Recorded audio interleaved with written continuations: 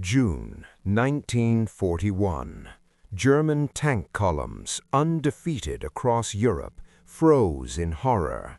Before them stood something that shouldn't exist, a tank with a fortress siege gun. Its armor shrugged off both shells and fear. But its story began long before, under conditions that would have made any engineer give up. This is the tale of a machine built against all odds, against logic, against time, against common sense. Its combat career was brief, and its losses were absurd and shocking. Why did most of these invulnerable giants never even reach the front? And why did the Germans, after capturing them, press them into service for their most insane plans? We will trace the KV-2's path from a desperate decision in the icy hell of the Winter War to its role as a trophy in the enemy's camp. We'll see how a single tank could change an entire army's tactics and learn what bitter irony nullified all its might. If you think you know everything about the war, this story will make you doubt. The real history is always more complex than the myth. Don't look away. Confidence, especially in the first days of war, can be the most dangerous illusion. And that's exactly where a mechanized Wehrmacht column found itself early on June 23, 1941, advancing confidently down a dusty Lithuanian road. The soldiers and officers, still riding the high of easy victories in Europe, were determined and hardly expected organized resistance. The road seemed clear, the opposition scattered and weak. And that's when, from around a sharp bend, something crawled slowly into view with a clatter of tracks, instantly turning their confidence into icy terror. This was no ordinary fighting vehicle. Against the modest European tanks the Germans were used to, this looked like something from another dimension.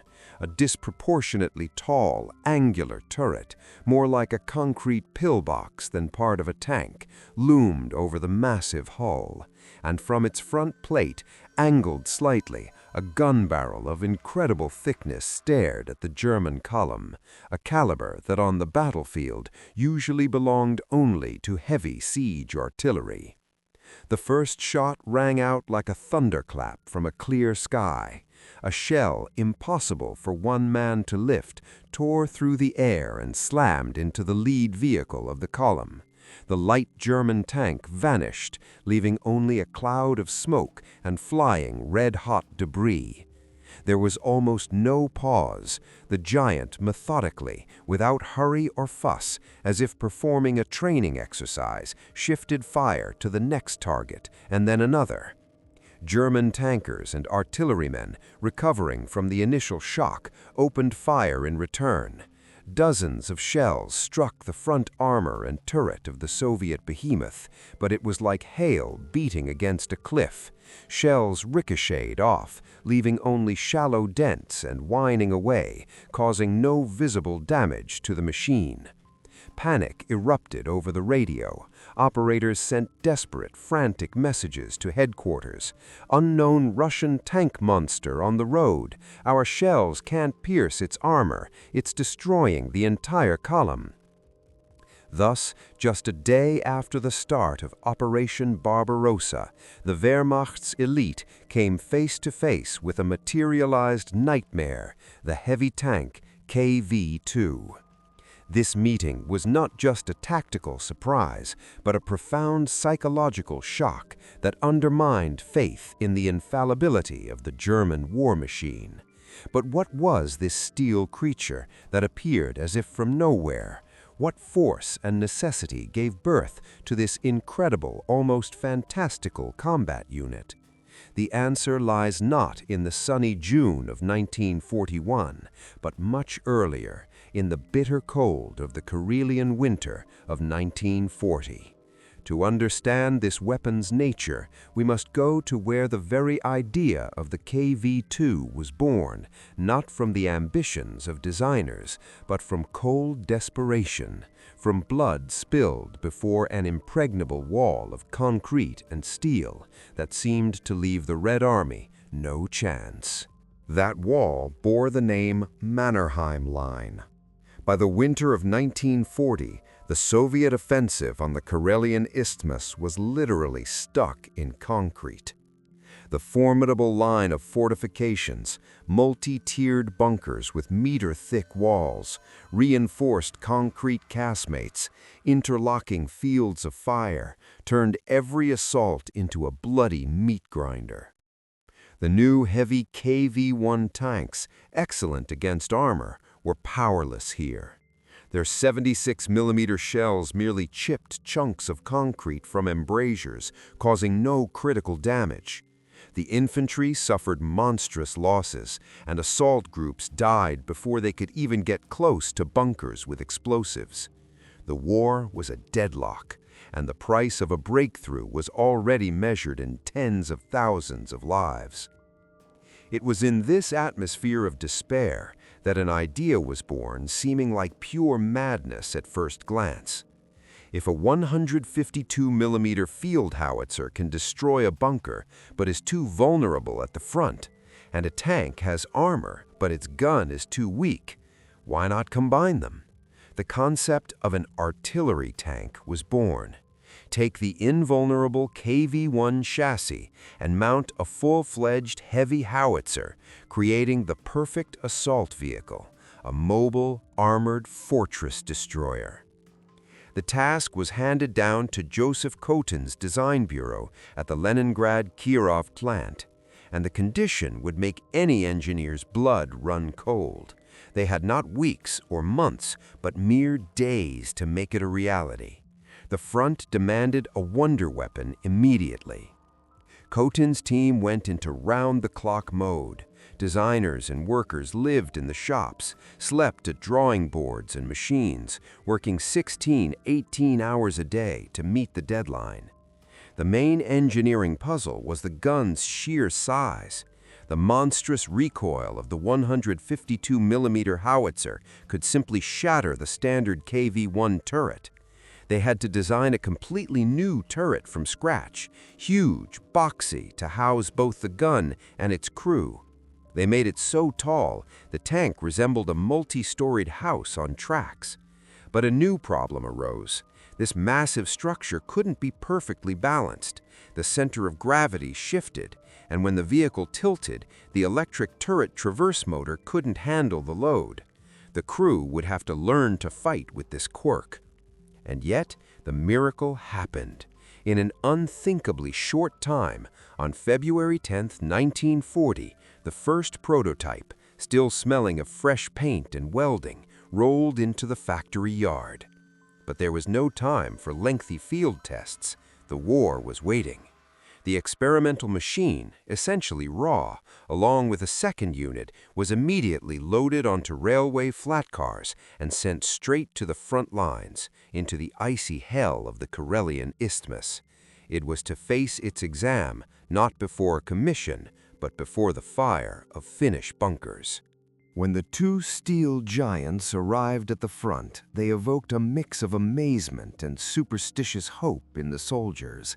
No one had ever seen anything like it. Lofty turrets rose above the frozen ground, their formidable guns more akin to naval cannons. The crews, hastily briefed on the spot, were about to fight the new machine's first ever battle. And that battle became a stunning triumph. The tank took up a position opposite one of the most fortified Finnish bunkers, which had successfully repelled all attacks for weeks. After a brief preparation, the gunner caught the dark slit of the embrasure in his sights. A deafening roar sounded, shaking frost from the trees. A shell weighing almost half a centureweight traced a path through the air and smashed precisely into the target. Where a reinforced concrete fortress stood a second before, a cloud of dust, smoke, and debris erupted. When it cleared, only a pile of mangled concrete and rebar remained. One shot, and a problem that had cost hundreds of lives was solved. This scene repeated itself more than once. The KV-2s, nicknamed dreadnoughts, methodically smashed fortifications. Finnish soldiers, watching their impregnable positions turn to ruins, were truly shocked. Return fire against the Soviet giants was furious, from cannons, guns, heavy machine guns. When the machines returned from the front for inspection weeks later, their hulls and turrets were pockmarked with dozens of dents and chips, but there wasn't a single critical penetration. The concept of a mobile fortress had been brilliantly confirmed. Victory, however, also revealed flaws. The cumbersome, tall turret was an excellent target and inconvenient for the crew. The designers took this experience into account. An improved version with a new turret, lower, easier to produce, with more rational armor slopes, was prepared for serial production. In early 1941, the vehicle was officially adopted under the index KV-2. The proud Leningrad Kirov plant began production. The country had received a unique weapon without equal in any army in the world. It seemed the perfect tool for breaking through any fortified line. But fate had prepared a completely different, far more massive and tragic role for these tanks. They were not to face concrete bunkers, but the avalanche of the world's most powerful military machine, already gathering speed for its leap across the border. In the first weeks of the 1941 war, the German war machine, polished and self-assured, moved across Soviet soil with almost unstoppable force. The Blitzkrieg doctrine, based on speed, surprise, and close cooperation between arms, seemed to work flawlessly. But this well-oiled system began to falter when it met an anomaly for which it simply had no planned solution. That anomaly was the KV-2. For German tankers accustomed to their PZ-3 and PZ-4 dominating the battlefield, an encounter with the Soviet giant was like hitting an impenetrable wall. The Wehrmacht's standard armament proved laughably weak. The 37mm anti-tank guns POC-36, later contemptuously nicknamed door knockers, were utterly useless. Their shells not only failed to penetrate the armor, they often bounced off without leaving noticeable marks. The more serious 50mm guns of the PZ-3 and the POC-38 also met with failure. At actual combat ranges, their armor-piercing shells couldn't cope with 75mm of rolled steel set at rational angles. This spawned a wave of panicked reports that climbed the chain of command and met a wall of disbelief. Experienced German officers, reading in reports about impenetrable Russian tank monsters with siege-caliber guns, often considered it the fantasy of demoralized troops. However, the stream of identical messages from different sectors of the front was too persistent to ignore. The Wehrmacht faced a non-trivial task: how to fight something that theoretically shouldn't exist in such numbers. An urgent search for tactical vulnerabilities began. Recommendations were sent down to the troops: aim for the gun barrel or mantlet to disable the main armament, concentrate fire on the running gear to immobilize the giant, attack from the flanks and rear. But implementing these ideas in practice under the crushing return fire of the 152mm howitzer, whose high explosive shells covered entire areas, was incredibly difficult and deadly dangerous. The situation demanded a radical solution, and it came in the form of the large-scale involvement of the famous 88mm anti-aircraft guns, Flak 18 and Flak 36, in tank fighting. These guns, with their high muzzle velocity and excellent optics, were perhaps the Wehrmacht's only standard means capable of piercing a KV-2's armor at real distances. However, this was no magic wand. The duel between the KV-2 and the 88 turned into a high-risk sniper duel. The anti-aircraft crew, lacking serious armor protection, was extremely vulnerable. One accurate shot with a heavy explosive shell from the KV-2's howitzer could obliterate the entire position, destroying both the gun and its personnel. The tankers, however, were inside a steel fortress. Thus, the outcome was decided by factors of time, nerve, and accuracy, not the technical superiority of one side. But beyond purely tactical problems, the KV-2 delivered a powerful psychological blow. Its appearance broke the mold, undermining the very foundation of the German soldier's confidence in his own technology and tactics. The Russian monster became a material symbol of the enemy's unpredictability and power, an aura of almost mythical invulnerability that paralyzed initiative at the tactical level. The Wehrmacht was forced to improvise, diverting valuable anti-aircraft systems from their primary duties, incurring unexpected losses where none were planned. However, as often happens in the history of technology, the seemingly most invulnerable machine itself had a fatal flaw related to the enemy, not from 88mm guns. And the main threat to the KV-2 came not from 88mm guns, but from the chaos, panic, and collapse that reigned in its own rear areas during that catastrophic summer. The cruel irony of the KV-2's fate turned out to be not German tanks or artillery, but harsh logistical reality. The overwhelming majority of these formidable machines were lost in the first months of the war, not on the battlefield, but deep in the rear, or rather, in the chaos that was no longer a functioning rear. The impenetrable armor was powerless against empty fuel tanks. The powerful howitzer turned into a useless iron pipe without shells of its special, rare caliber. And the complex design, requiring skilled maintenance, instantly became inoperable with a transmission or engine breakdown under conditions where there were no spare parts, no repair shops, no time for recovery. A tragic symbol of this catastrophe was the fate of the 41st Tank Division. This formation, one of the strongest in the Red Army at the time, had several dozen KV-2s. In direct combat clashes, the division lost only a handful of these giants. The main part of the machines, fully operational, combat-ready, was abandoned by their crews during the retreat. The reasons were monotonously fatal. Diesel fuel ran out, with no means to deliver more. Ammunition was absent.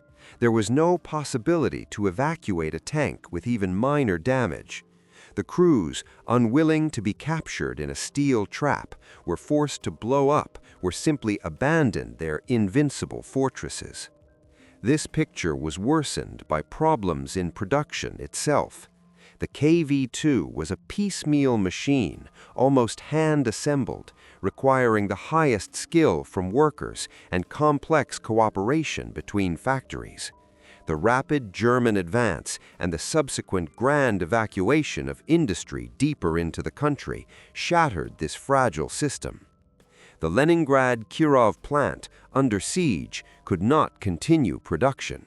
In October 1941, production of the KV-2 was finally halted, having produced, by various estimates, only about 330 to 340 machines. Thus, the KV-2 fell victim not to the enemy's technical superiority, but to the general collapse of command, supply, and communications at the catastrophic start of the Great Patriotic War. Its history is a bitter paradox, a weapon of unprecedented power that proved too complex and demanding for the chaotic time in which it had to fight. But its service did not end there. Surviving units, as well as those machines the Germans managed to capture, entered a new, peculiar phase of existence, proving that even in a different role, this steel legend was not ready to leave the stage. Pushed to the sidelines of the fast-moving war of maneuver, the surviving KV-2s found an unexpected second wind. The Soviet command, pragmatically assessing the situation, found a new use for the mighty but slow-moving machines. Some tanks, especially those with damaged turrets or guns, were converted into heavy armored recovery vehicles. Their cumbersome turrets were removed, and winches, crane equipment, and tools were installed in the freed space. The powerful engine and sturdy chassis turned the former dreadnought into an ideal rescuer, capable of pulling damaged equipment from the battlefield under fire. So the fearsome assault tank became a savior, continuing its service in a new, no less important capacity. An even stranger fate awaited those KV-2s that fell into German hands as trophies. The Wehrmacht, facing an acute shortage of heavy armor, did not disdain such a valuable prize. The captured tanks received the standard German designation Panzerkampfwagen KV-2 754R and were incorporated into separate units. Their use came with difficulties, a lack of specific spare parts, different design, the need to retrain crews. However, the psychological effect of seeing the Soviet giant fighting for the Wehrmacht was enormous, and the firepower of the 152mm howitzer remained devastating against any fortifications.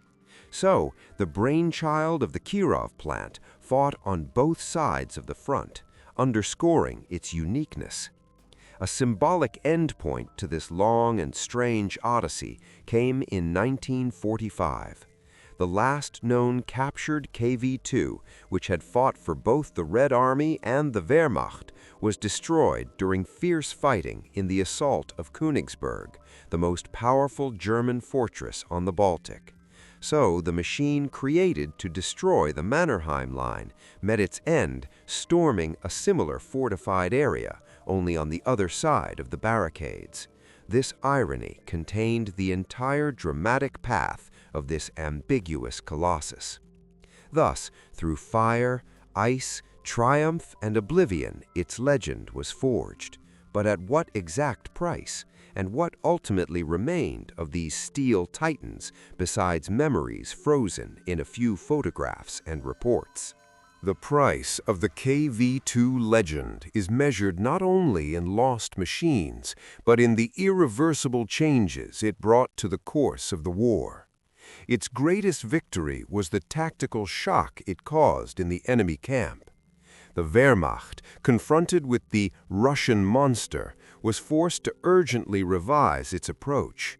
Expensive and scarce 88mm anti-aircraft guns had to be diverted en masse from their air defense duties to fight tanks.